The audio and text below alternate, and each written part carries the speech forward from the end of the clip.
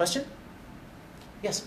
Are you ever involved in the writing of dubs for different anime production companies? No, I don't write. I don't write. You guys, let me go ahead. That's a great question. The process is this. Companies that acquire the license for a show will give it to translators, people who know Japanese really well. And they do a direct translation. Direct. Like, this is exactly what it says. Well, it makes no sense in English, and you know what I'm talking about. It just doesn't translate.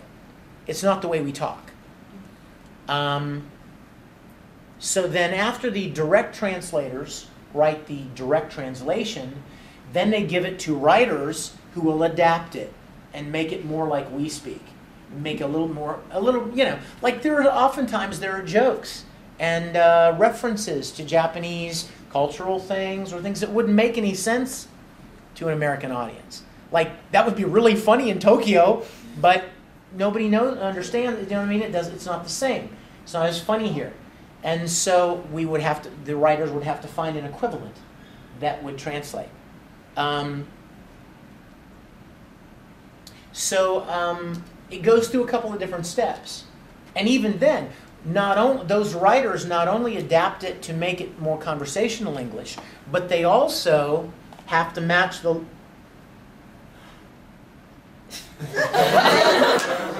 Hold on, this is very important, okay? It's cool. This is history. Is it a boy? Caitlin?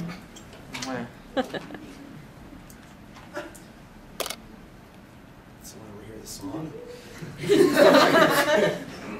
Record. What? Record.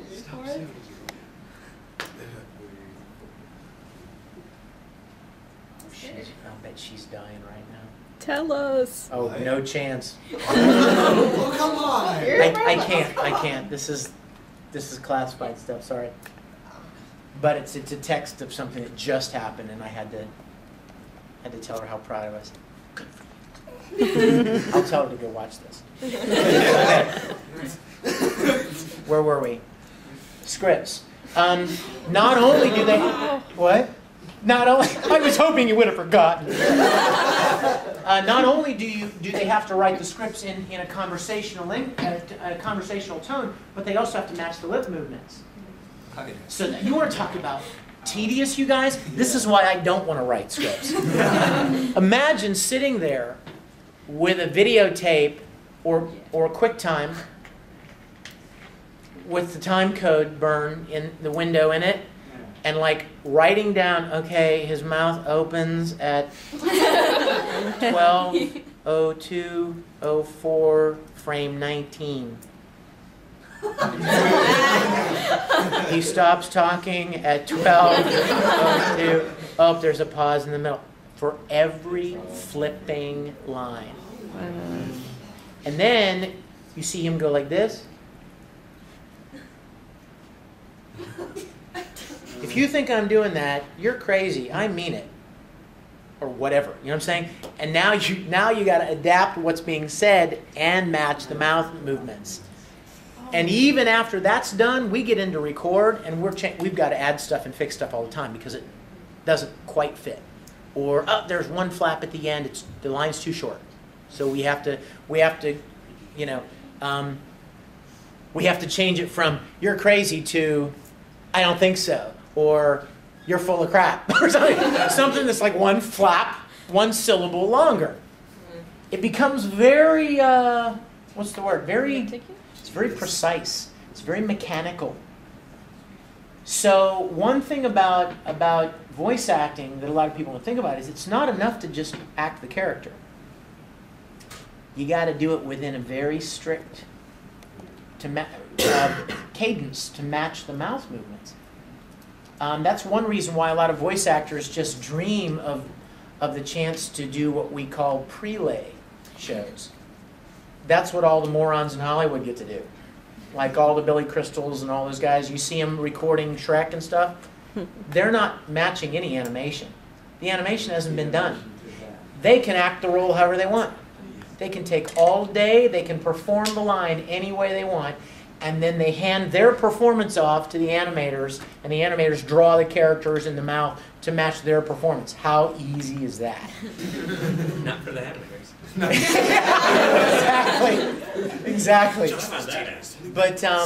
But I did my first prelay gig. I got a role in a movie. It's all CGI. It's from a company in South Africa, and it was so fun. I mean, like they had the video camera, just like they do. You see at the behind the scenes stuff. They had the video camera. They were shooting my acting out the character, and they're gonna animate the character to my performance. So that's awesome, and you're so free to do it however you want. Pause when you want. Do it as strong or slow or as fast or as whatever as you want. But with anime, you're watching the screen. If he's got a big smile on his face, you got to do that because you can hear when you're not smiling. It doesn't match the tone of the face. Or if he's going like this, you probably his tone, his volume's probably a little bit stronger because he looks like he's just really letting loose. If you try to do it like this, it doesn't quite match. And the viewer doesn't really know what it is. They just know it doesn't match. It just doesn't work. The voice doesn't work. So all of those little subtleties of what the character is doing, how the character's mouth is moving, even down to what we call Foley noises, like little sounds. Like, or those little sounds that they make, okay? Well, what if, like, if the shape of his mouth is like a clenched teeth, you can't go as quick and as short as that is, you can tell it doesn't match. It doesn't match. So it's so important to pay attention to all those little subtle, indicators when you're doing a performance for anime. It's a lot harder. Bob Bergen. Bob Bergen is one of the biggest names in voice acting. This is like Porky Pig, all right? I mean, big. Warner Brothers, Disney, he's done everything. Big. He does all this prelay stuff, and you know what he says? Anime 10 times harder than prelay. And yet, prelay pays 10 times as much as anime does.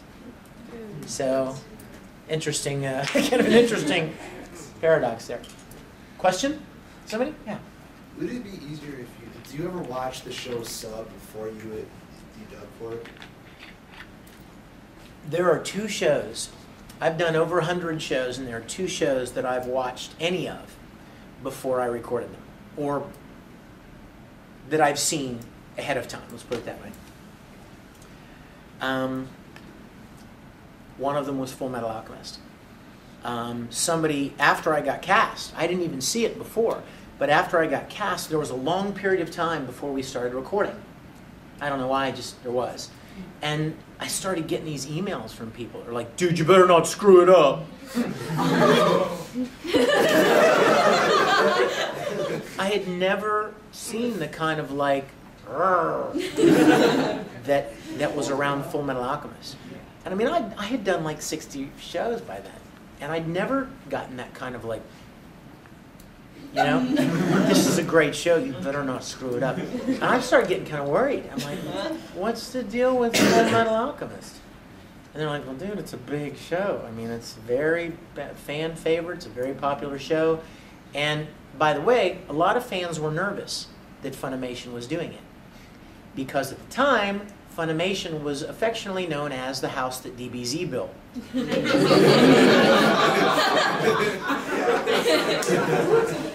I didn't make it up. That's just what they were called. They were known for Dragon Ball Z and Yu Yu Hakusho, which, as you know, are not known to be deeply dramatic, intimate shows, right? They're not so much about, you know what I mean? You know what I'm talking about. So when people heard Funimation was doing it, they're like, oh, crap, Funimation's going to ruin Full Metal. So there was a lot of pressure. I was really scared. And so a friend of mine sent me, he said, hey, you want me to send you some of the show? So he sent me like a whole bunch of the episodes, and I watched them sub. And you know what I thought when I watched them? dang, this Romy Park girl's good.